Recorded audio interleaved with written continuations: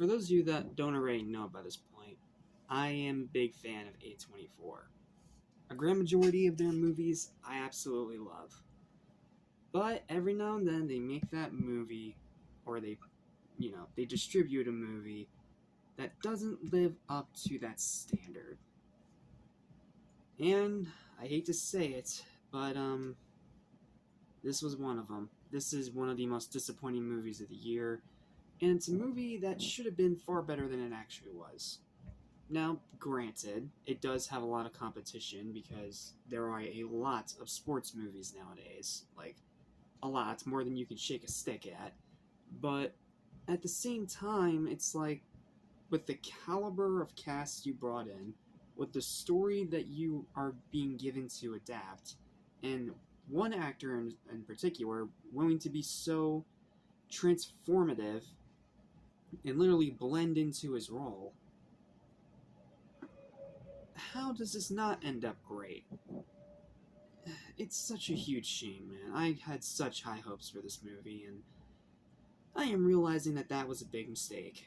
So, let's make this review nice and quick, because I don't really have a lot to say about this one, and I want to get off of here as fast as possible before I'm attacked with pitchforks. So, what's up? What's happening? What's going on, everybody? Welcome back to Animation Station, your number station for everything animation, including TV and movies. I'm your host, Jackson Small. Welcome to my disappointing and honestly pretty negative review of The Smashing Machine, the latest movie from A24, starring Dwayne "The Rock" Johnson as UFC fighter Mark Kerr. And this is one of those movies that is so blatant in its Oscar baiting that it literally puts in its own marketing. Talk about arrogant. And thankfully it's looking like it bit them hard in the ass, because I have not seen a single nomination or consideration of a nomination anywhere. Nowhere. Zip. Nada. And sometimes with movies, I do feel sad about some that don't get their time to shine at the award ceremonies and all that stuff. Yes, I know those shows are rigged, but still. Appreciation and recognition is always nice. But this is one of those instances where, honestly, outside of maybe Best Lead Actor, I don't see this movie getting any Oscar nominations. And it just turns into an arrogant, self-indulgent slog. So here's my review. Definitely one of the most disappointing movies of the year, so I'm going to keep this one straightforward. Dwayne Johnson's performance as Mark Kerr is amazing. That's the one thing about this movie that I will praise that I think does deserve some Oscar nomination consideration. Dwayne Johnson is amazing as this guy. Not only for completely changing his appearance to look like him, but also the way that he fully blends into the role. Like, for once, it felt like he was actually acting. I'm not saying he's a bad actor, I'm just saying it's rare whenever he's not just playing himself. Here, he doesn't do that. He transforms literally and figuratively. And it's truly an incredible amount of effort and work on his part. So for once, he's actually the best part of the movie rather than the worst part. And he does live up to the promise of being transformative. Seriously, his performance, that's the thing that I think does deserve some consideration.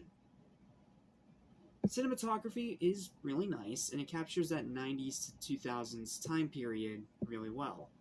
The rest of the acting is good, though I will say Emily Blunt as Dawn was getting on my nerves. But I think that was intentional, because I think that was the way it was supposed to be depicted. And the music is a great selection of indie tunes that soundtrack the film really well. A bunch of music that even I haven't heard of, and it was really good music. But unfortunately, it's in service to a bad script, which unfortunately is becoming a trend with these true story films, that because they think that the story is enough substance, they don't think they have to put any extra effort into the writing, which I consider grade A bullshit, but whatever. Hollywood got a Hollywood. Agonizing pacing. This is one of the slowest movies I've seen this year, and that's saying something. Obnoxious runtime. Why in the unholy hell was this 2.5 hours long? Why? Because it's an art film? I don't know. It's stupid. Underwhelming storytelling. Like, it's a good story. Problem is, they waste so much time on other stupid shit that it fails to keep getting to the damn point. And it's made even worse by the fact that almost all the actual fights in this movie are off-screen. In a boxing movie.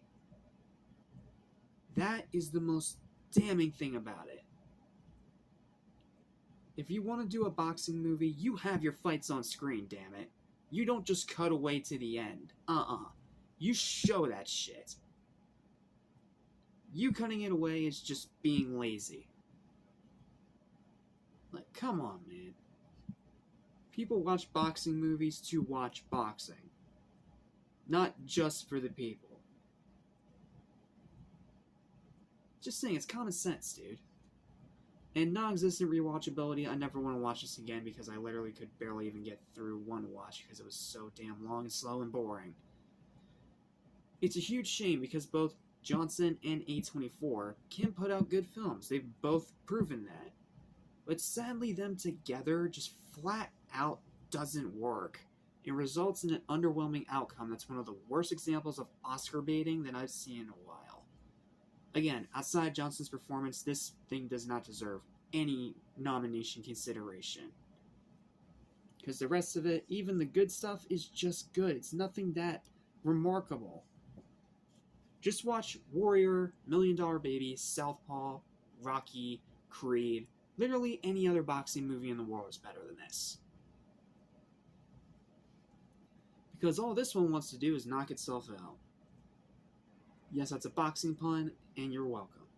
Final verdict for this painful disappointment is a 5 out of 10. Yes, it's not a trash movie, but it is a very boring movie, and I expected a lot more out of it.